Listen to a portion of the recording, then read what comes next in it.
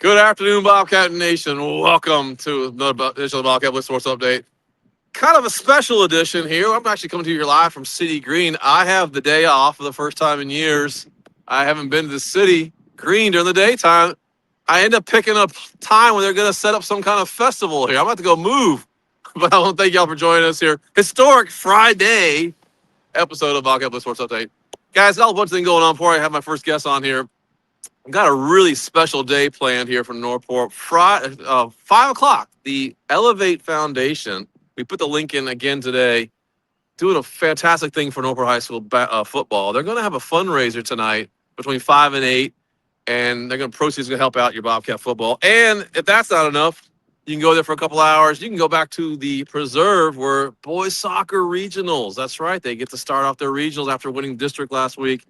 They'll be up and running. Students, the first 50 that show up, you get in for free. So great night planned for you guys. A lot of stuff happening right now. Again, we've been talking about a week or two now. We have the intersection of spring sports starting to get going. Winter sports are coming to an end. We got a couple of things out there I'm going to talk here in just a minute. But guys, got to address something real quick. I've had I've had several people ask me, why are we not covering more sports like the girls weightlifting? That's just an example because that's happening right now, and I don't have the results.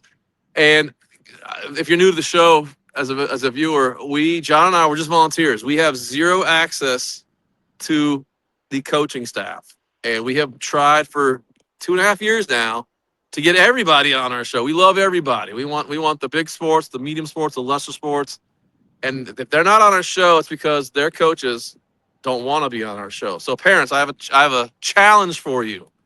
Please, if you want your kid on our show, if you want their sport on their show represented, you have to help me reach out to these coaches, give them, hey, Sean's out there. He would love to have you, love to highlight your show. So guys, again, it's not that I'm anti your sport. I just can't get the coaches to come on, which is not a problem for our first guest. We've had the nappies on now several times, and I do thank them for that. We actually wanted to grab them today because they have something special going on next week, and they're going to be out of town for a little bit of that. So, Miss Nappy, are you there? Yes. All right. I know who wants to go first. We want to go move mountains, or do you want to go with wrestling? Or do you want to do a little bit back and forth? What's the best for you two, time wise? It's up to you. All right. Well, let's start with move mountains first. I'm going to tell a story, Miss Nappy, because again, a lot of people joined our show over the last year or two. I met you guys for the first time back after one of the storm events, and I was at work, and we actually had power out and all that. And I said, you know what? I've got time. Let's go find you guys. I highlighted you guys because you are our only organization that has student athletes in significant numbers that can help volunteer outside of their individual team. I know a lot of teams have their own volunteer this and that. So, they'll go out and help do sod work or gardening or that. But your organization, yes, it's for students, but you also have a lot of Northport High School student athletes who joined to help out. Why don't you give us a little background on what the heck is Move Mountains and why did I bring you out here today because of your event coming up? So we became a 501c3 in early 2019. So we're coming up on 7 years. Wow. We focus on children serving the community. So when Steve and I first started trying to volunteer with our kids, we've got 4 kids. They're now 18, 16, and the twins are 14.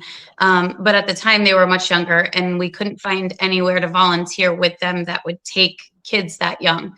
So we started just kind of doing our own thing, and then friends joined in, and it kind of snowballed from there. At the time, I was teaching at Woodland. I had 8th grade science, and just being with the kids, they inherently want to help. They just don't know how or where. So we decided that we would create our own organization that welcomes kids of all ages, and it's kind of like under our own umbrella. We're able to go to places and help that they wouldn't be able to go to otherwise. Right. And right there, Ms. Nappy, let's pause for a minute. So a lot of people don't realize that volunteers, I ran this with my daughter as well when she was younger. A lot of places won't take under a certain age group because of liability issues. Is that correct? Mm-hmm. Yep. And you guys found a way to make it so that they can go. How young can they go with your group? It depends on where we're going, but generally speaking, there's not really an age limit. We have our own insurance. So when we do go out to places, we're also we're covered by our own insurance as well. Rescue Garage, we've had kids as young as 3 and 4. Whoa, wow. Like cleaning the empty cages and, sweeping, things like that, or just hanging out with puppies. We go to Northport Pines Assisted Living Facility every month, whether we're playing games or doing arts and crafts or bringing them holiday gifts or whatever. Obviously, there's not an age requirement for that. Our friends there like to see all the kids. So, of course. Yeah. So really, there's not any age requirement for us. We do say that if the kids are 12 or younger, they need to have an adult stay with them, because we can't babysit, especially if we don't know the kids yet. It just puts us in a weird situation. So the parents of kids under 13 do stay with them. So I came out to your event. It was a cleanup. Do you remember that? It was a storm cleanup. I don't remember that day. Yeah. And you got my attention because I forgot how we met originally, but you had a high level of student athletes on there, and this show is primarily for the student athletes. So how did that start creeping in? How did you end up getting a reputation for having student athletes showing up to help out? Was that part of your boys brought them in, or they just needed some hours? Yeah, when we started, all my kids were middle school and elementary school, but we created clubs at the schools. So before COVID, we had clubs at all of the schools with the exception of Glen Ellen. So we were at all the Northport schools. COVID messed that up for a couple of years. And then by that point, I was back to my other full-time job. So that got a little bit difficult. We were at Woodland up until last year, and then the staff member that assisted us with that is no longer there. Yeah, basically we were at all the schools. And then once Austin, he's now a freshman at USF, once he was in high school, started wrestling, he had buddies that were playing baseball. We had kids that we knew that were swimming, and it just kind of went from there. Sure. I love it. The cheerleaders have come out quite a few times to help at Rescue Garage. Excellent. And I was going to say, these hours, obviously you got to wait till your high school to count for the 100 hours for Bright Futures, I'm assuming. Yep. Excellent. So, and not that we want kids not to wait till then to start, but that's fantastic. So I brought you on here because you got a lot going on. Your board is getting huge. You got conferences all the time. What do you have going on next week? I really want to hype that today. So this weekend we actually have a bagged lunch event where we make bags. The kids will make sandwiches and they decorate bags. We pack them up with snacks and stuff, and we bring those to Jesus Loves You Ministries in Port Charlotte, and then they bring them out to the campers themselves. So we have that on Saturday. Next Sunday we have a fundraiser. So it's a quarter auction. And we will be at the VFW in Northport, over on Trot Circle. And doors open at 3:30. The event starts at 4:30. It'll probably run until about 6:30-ish. Children are welcome at that venue to volunteer, even though it's gambling. But because it's for a nonprofit, it's a little bit different situation. Oh, I love it. So they'll be there, and they go through, collect the quarters. They also serve dinner. So the VFW cooks, they do all kinds of stuff. And then the kids will deliver the plates to the people, from the kitchen to the tables. So parents, any adults out there that are watching, if you guys want to come out and support us, it's a fun night. Lots of prizes, and you're literally betting with quarters. So it's not super expensive, but the prizes are great. So if you want to come out and support, we will be there. Now, Ms. Nappy, last year for Project Graduation, I went to their quarter auction. I've never been to one before. Oh my gosh, those things are great. I can't believe I've never been to one before. I'm actually going to try to get out to yours on next Sunday if I'm in town. So people, if you've never done it before, you basically you have to you get like a little paddle. It's got a number on it. Oh yeah, not the one where they have the numbers on it, and you put a quarter in, and they draw your number. You're the winner. Yep. So that's what I had. I had 2 paddles. I brought like a roll of quarters. Yep. And they had like 10, 20 gift baskets. Who knows how many there were? There's a ton of them out there. And I didn't win anything that night, but the money went to Project Graduation. I was happy for that. Hey, yo, I think the one time I didn't play both paddles is the one I lost. Of course, that's the one I lost. I'm like, oh, so that's the way. So yeah, be careful. If you get more than one paddle, don't not play them all because that's the one you'll lose. So make sure you come out there. So that's fantastic. Now this fundraiser, VFW, excellent site that's out in the Estates area, if I remember correctly. Tropicare. No. No. No. Where am I thinking This one is it's Trot Circle, so it's off Off of like 41 down by. Oh yeah. Okay, gotcha. I know what you're talking about. My bad. So we'll definitely post that on there. And how important fundraiser wise is this for you guys? Is this like your major fundraiser for the year? What does something like this go to for your organization? So we generally do 2 quarter auctions a year. Okay. One is hosted in Port Charlotte, and then the other, Rescue Garage actually hosts the quarter auctions at the VFW. Oh, And good. they pull in different nonprofits that they work with throughout the year and allow us to have, Excellent. have that event, which is really cool. So most of the time, the fundraising from the quarter auctions goes to Project Ray, which is our most costly project. We have a bunch of families that are pre-registered. The only stipulation is someone in the home is battling cancer and there have to be children in the home. So they pick up meals from us every month, meals, groceries, that kind of stuff. Christmas, we do Christmas for the kids. We get all the stuff on their wish list and things like that. So that tends to be our most costly event each month. So most of the fundraising goes to that right now. So it sounds to me like you have a lot of opportunities for these kids. They're not just doing one thing all year long. You are constantly up and running and all that.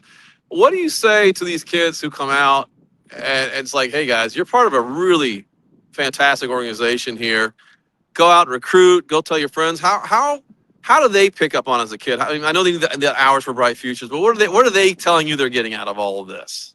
So some of the kids actually need hours too for different sports, especially like the martial arts and stuff. They're I don't know what it would be called, but the people that are in charge of those things often require hours for the kids. So we've seen stuff like that. NJHS for middle school kids, they require hours. So it's not just the high school kids that need hours. Oh, good. It ends up kind of being middle school and up. The big thing with us is there's no commitment. I don't ever want it to be like, all right, well, I said I was going to be there every Tuesday, so I have to, I don't want anyone to feel that way. They should be coming out because they want to give and not feel like it's forced. So there's never any commitment. We always try to do different things, like you said, so it doesn't get stagnant. Right. We look to our board and our youth volunteers to come up with ideas. A lot of time they'll kind of see a need and, will come to me and see, like, can we fill that? But we purposely schedule things on different days of the week so that if you're in a certain sport or church events or whatever it is, you're not excluded from volunteering based on, your schedule. So we try to be super flexible. And a lot of the times the kids come out and they start young and they're doing it just because. And quite honestly, out of all the kids we have, there's really only a handful that actually have me sign hours for them. A lot of these kids have already done the hours. That's right. That's what happens. They're way over the hours that they need. Yep. We have kids that have 400 or 500 hours and they're freshmen in high school. So it's not a need really for them at that point. They're coming because they enjoy it and they like the feeling they have when they leave. And Ms. Nabby, I see that, John, John's on a million boards. I do a lot with the high school, and it's like you see this. That's weird how like a small percentage of us do a ton. Didn't really sign up for it originally, but here we are. And then there's like a lot of people who are not volunteering at all. They're not getting what you're missing on by giving back to your town, be it small, medium, or big, whatever it is you're giving back. It's a really neat feeling to know that you have that opportunity to do that. It's a great thing that you can do that for the kids here. So let's talk about your numbers. Do you have a pretty good size right now? Are you looking to recruit? Are you going to cap it off ever? Or is it everybody can come out as long as they can help out? Yep. No, we're always looking for extras. Looking back over the past 7 years, we've had, especially because of the clubs that we had at the schools, we've had close to 1,000 different kids volunteer with us. Whoa. stay longer than others. Some events, it's literally, 7 or 8 kids. Some events, it's Wow. 50 or 60 kids. But as far as individuals, we've had close to 1,000 come and go, through Wow. different projects. You got to get a nice big group project on that. So your son was at 18. He'd be the oldest one right now. Had him graduated from the Move Mountains organization. Or you got anybody No, older? Dominic Joyce would be our Oh oldest. yeah, the former wrestler, Bobcat wrestler. Sure. Oh, Of and course. actually Derek's a year older. Derek Young, he's 22. Derek's Excellent. 22, and he started with us in high school. So That's fantastic. Oh my goodness. Well, I'm glad your husband's there too. I'm assuming I can't see him. I'm guessing there because, you're something there, Miss Nappy. When you make it, I want to tell everybody this. If you ever get a photograph by Miss Monica Maya Photography, you made it in town. And not only that, but she put you on the cover of Northport Living, Family of the Year. I don't know. Oh my goodness. How was that experience for you two? Or your whole family, not just you two, the kids as well. well, we're used to Monica because she's done our family photography Yeah. since the girls were Sure. like 3. Yeah. But yeah, no, that was cool. And Christina Judd, she wrote the article, and she was really nice to work with, super easy. Like, she sent the questions, we sent them back, and then kind of went back and forth. We were traveling for work at the time, so we were a little less flexible, but she Yeah. worked with us, and everything turned out well. That's fantastic. I was kidding with Monica not too long ago. I was at a assisted living facility, and there was a picture of Northport Living, and I'm like, there was her name. Like, oh my gosh, I know who that person is. It was like she told me she's been doing it. I had no idea. So congratulations on that one. That's pretty cool. So now you two are together right now on the same picture there, and I want everybody to know there's a small amount of Northport families that just go above and beyond what their roles individually are. Synergistically wise, you guys do a lot more than just assistant coach or team mom. And I can't help but segue into wrestling here because Mrs. Nappy, even though you're not an official coach, you are the team mom, I'm guessing, and you are like a logistics coach for this team. So I'm going to throw you on this as well. He's what? She's a team enforcer. There you go. There you go. You got the knuckles there. You got the knuckles. No, you probably just have to get the look. You probably just give him the look. I bet she just has to give him a look, and that's all it is. So, Coach Nappy, how you doing today? I'm doing well, thank you. So you might have heard earlier, I was talking about how we're coming to the end of our winter sports, and wrestling, of course, we know has had a very proud tradition of districts, regionals, and states for many, many, many of the 25 years here. Give us an update on what's going on, if there's something going on this weekend. I know it's getting close to that time of the year for you guys to really ramp up to go to regionals. Right now, full-blown training. Next weekend is girls districts at Booker. That's Friday. From there, the following week, we've got district boys over at Sarasota High. And then the girls regionals Saturday at North Fort Myers. And then the following week will be regionals up at Armwood. I feel very good about both. I think our girls are going to make it to regionals. We have several boys that should definitely make it to regionals, and then we'll see who makes the cut for states. But states will be the 5th through the 7th. So you're going to go into March then? Okay, gotcha. Yep. All right. So I haven't talked to you in a while. We were originally going to do this show at Northport High School because I wanted to show the youth, but we'll get to the youth in a few weeks there. When we start wrapping up the varsity, we'll go into the youth divisions. So last time I talked to you was, I think, December-ish. Is before the January events and all that. What have you seen since then in terms of any standout performances? Anybody you're surprised that most improved or anything like that you're seeing so far? I've seen such progress. I mean, some of our younger guys that came in kind of from like a JV into that varsity role, I'm seeing that progress every week. Some of the guys that were varsity are stepping up into a higher level of varsity, getting bigger wins. Some of our elite guys are beating the elite guys throughout the state, beating number ones in other classes. So we're seeing it in all different levels. The girls fighting every week and, getting their names known, and same thing, beating ranked opponents where some of them aren't ranked. So seeing really good stuff with the program right now. Now, I do want to bring this up one time, and I'm not going to make you uncomfortable here. your juniors, sophomores, and freshmen, they learned about Coach Williams moving on to Welland Park. Yep. How have they handled that transition, knowing that it won't be the same coaching staff next year, or maybe it's the same? I don't know how they handled that news. I think like anything else, there was a little uncertainty there, but we've reassured them. At worst, they get me. So I will be there next year. Coach V's coming back. Yep. And, we're going to keep going exactly where we're going. So Nappies will be there, and we're going to keep rocking. Coach I think that's been a great addition this year. He's really logistical type. He's kind of on top of things, and he keeps notes, and, he meets with me and he's like, all right, what are we doing with this, or how are we going to do this next year, which has really been a help to me, because the guys are handling the coaching, but in reality, like, we have to work with the scheduling and getting hotel rooms and figuring out, there's just a lot of the backgrounds of the fundraising and things that go into that. And this is one of the first times that I've had a strong assistant coach to work with that's like really driven and into that stuff. He's a guidance counselor. So, okay. he's also, he works at North Port High. He's also very good with the kids. Everybody feels like, my Ella will say, anytime like I lose or I feel kind of bummed, I just look at Coach B and his smile just makes me feel so much better. That's awesome. So he's been a really welcomed addition. So we're glad that, he plans on hanging on at least as long as we're there for the next few years. But I think he's got like 6 years. Well, let's bring that up for a minute. You talk about fundraising. I don't know if you heard the show or not. The Northport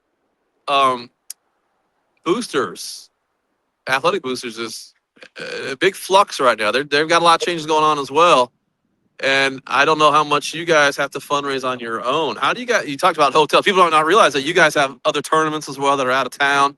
You have to come up with that money. I'm sure. I don't think the school pays for some, most, all. How do you guys do that? How do you balance the fact that you're a public sports team with the fact that your sport, of all the other sports out there, you have a little bit unique added fees and costs? We definitely have one of the more expensive sports. Our equipment is fairly inexpensive, but like on a regular weekend, if we travel and it's further than, it's like a couple hours or more. Our first tournament was at the Villages in Ocala area. So that was like 3 hours and change.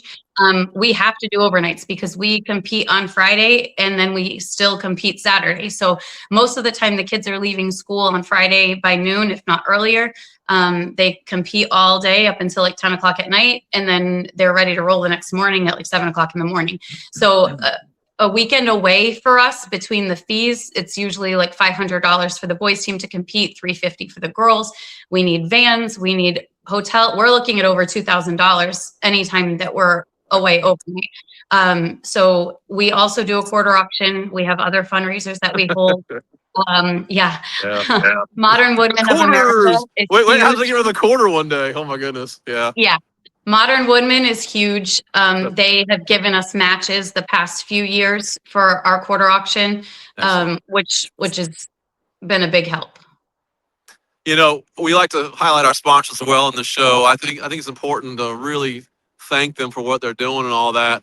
So if you have any links on there, let us know. We'll be happy to put them on here and that they help us out. So funding wise, that's something a lot of parents might not know if they're watching the middle school, elementary school, because we're going to get to the youth in a few weeks here. But do the parents have to help come out, or is it pretty much the nappies and the quarter drives and let's make it all happen? We had our best showing this year with parental support. Excellent. In the past, it's just been a handful of parents, and that's really challenging for us because, like you said, it ends up being the same people over and over again. And I don't mind that for me, but I'm uncomfortable to continuously have to ask the same two parents to help. Right. It's difficult. This year has been great. The girl parents really stepped up. The JV parents really stepped up. They showed up at the events. They donated for concession. That's another thing. We do throw a couple of tournaments, and that's a huge moneymaker for us as well. And with the parents donating the things for concession and hospitality. Alumni. Yeah, Sharkies in Venice. They catered the hospitality room for us for 2 days over our John Joyce Memorial Tournament. So the Easties family is amazing. That was awesome. We had some other alumni. The Gonzaleses donated a bunch of stuff for concession. So this year was much easier than previous years. Good. Great donations for raffles, and Yeah. it's been awesome. You know, that's got to make such a difference when, as a coaching staff, you're not having to worry about, can we spend the night at an out-of-town tournament? Like, you got a solid bunch of parents who are going to help make that happen for you. Yeah. And like Nicole said, we don't have a choice. It's not you're not going to get up at 4 a.m. to go make weigh-ins and get stuck in traffic. You got to stay there. So I bet there are other schools that have to do that, though. They don't have that kind of funding. I'm guessing there's schools around there that have to do that. either that or they don't get out of the locale, and you don't get to see the competition throughout the state. So we're fortunate in that. Yeah. So what was your biggest moment so far? You said you went to the Villages. And people don't realize, we said goodbye to Patrick Obley, the sports editor of The Sun. He's now at the Villages. They have a very strong high school program up there. We all think it's a retirement city, but it's a full spectrum. They have everything up there, young, middle-aged, old. Now, how was that trip? How was that school there? It was fun. It was a nice venue, very, very well organized. So that was a good one. Some of our more difficult ones, Lake Gibson, in the quarterfinals, nearly every person was ranked top 10. You don't typically see that. So that was fantastic. And then Colby Singletary last weekend, same thing, just top tier guys throughout the state. We're getting to bang heads with them. So we get to test the waters, so to say, before states and get to see what we stacked up. We stacked up very nicely. So we're very ambitious and enthusiastic about this next few weeks. It's interesting because of all the sports out there in high school sports, you guys don't really follow like a traditional home and aways like basketball and baseball would have against traditional schools. You have a different format with dual meets and tournaments, and that counts as a varsity event. It's interesting how that works, and I still don't know the equation on it. How does someone build up to get into districts and regionals or districts? Everybody, your team gets a roster or a spot for each wrestler. So 14 spots. You can put in all 14. Top 4 districts go to regions, and then top 4 regions go to states. So districts, we should see a good amount of our kids get out of districts. Regions is where you start really getting into the grind and see who makes it out and who doesn't. We've had, great athletes of ours not make it out of regions. So, when you say state qualifier, it's a big accomplishment. Yeah. And then, placing at states or you just making it to states is really a great accomplishment. Placing's just like next level. But, some of it's a little bit of chance. Sometimes the bracket's a little stacked on one side and you look out and be on the other side. And, sometimes we're on the unfortunate side of that. But they just got to go in there and wrestle. And I think this year especially we've learned, they do state rankings on some of these platforms and they tell you where you're at. And, we use that as kind of like a guide, but the numbers don't translate, just because you're number 1 versus number 15 doesn't mean number 15 can't give them a good one. So of course we see here, and that's been very, very good, I think, for morale and confidence for these kids. Are you guys part of a strong region, your region? Yeah, it's going to be tough. You get to look at the rankings and see who the top, the rankings we follow is top 25. So when you see kids in the top 25, you're getting a good athlete. We have several at Northport ranked top 25. Oh, good. Some up there in the top 10. So we've got some hammers, and we're going to see what we can do. How many of your seniors, or how many of your teammates are seniors here this year, the boys and the girls? 3-ish boys, right? Okay. That's not a lot. 3 out of 14. Am I missing? Yeah. I'm talking varsity. Devin Lewinsky and Eric. Yeah. Yeah. And then girls, I don't think we're losing. Just Bristol. Yeah, just one. So you're going to have a pretty strong program next year as well, it sounds like. You only have 3 seniors on the boys, 1 on the girls. Yeah, out of and we're 14 weight classes. Yeah. We're optimistic with the off season. These kids that are learning and growing this year, if they can come in off season, we'll be ready to roll next year. So very excited to home to Northport. We have a lot of youngins right now, so there's definitely work to be put in. This was for some of them their first experience in wrestling, and we don't have a huge team, so we brought a lot of JV kids up to varsity to kind of test the waters, and for some it was good, and others it was a little bit intimidating, but as long as they can stick with it, they'll see big improvements in the coming years. And the question I asked last year, because I asked the boys the same thing, it's always that smallest one or two weight classes. How'd that fill out for you? Did you get anybody in those little flyweights or anything? We did. We're actually, Good. we've got a real tough lower class. Like a lot of them are a little newer, but they are Yeah. tough as nails. So you give them one more year and they're going to be competing at this high level. So I'm very That's excited about awesome. But Well, we guys, definitely. I'm so happy for you. Before I forget, have you reached out to Elevate Foundation? They're raising money for football tonight. I just thought about that. Like, wait a minute, we got to get you on board on that. Have you met them yet? Look into it. Yeah, I'll have to look into Okay, that. well, I'm going to get you their contact. They start off. They helped baseball out last year. One of their family members on the baseball team, and then they are branching out a little bit. They're fantastic. They're not too far from here, and they run these monthly events where they turn into fundraisers, and they give I don't know how much they give back to whatever the organization, but yeah, tonight's football. They're trying to get basketball next month. So yeah, I'll definitely get you in contact with them so they can help you out. You got a great program. You know, roughly how many would you say are in your combined girls, boys, JV, varsity? How many roughly would you say you have in your program? Close to 40. Yeah, about 40 So kids. there you go. That's a major sport now. That's not a tiny little. That's not like that's a pretty big deal. No, and then some excitement yesterday from Spin. Saw a lot of the Woodland Middle wrestlers coming in, signing up for wrestling and also swim. But very excited about that. So we get to see those kids again. That's awesome.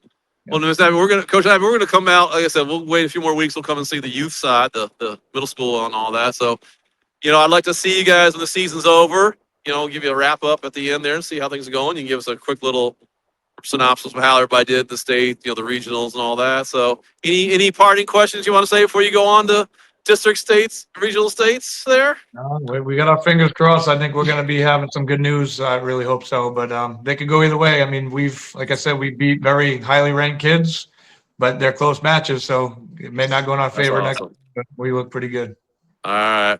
Well, Coach Nappy, boys wrestling, Mrs. Nappy, Move Mountains.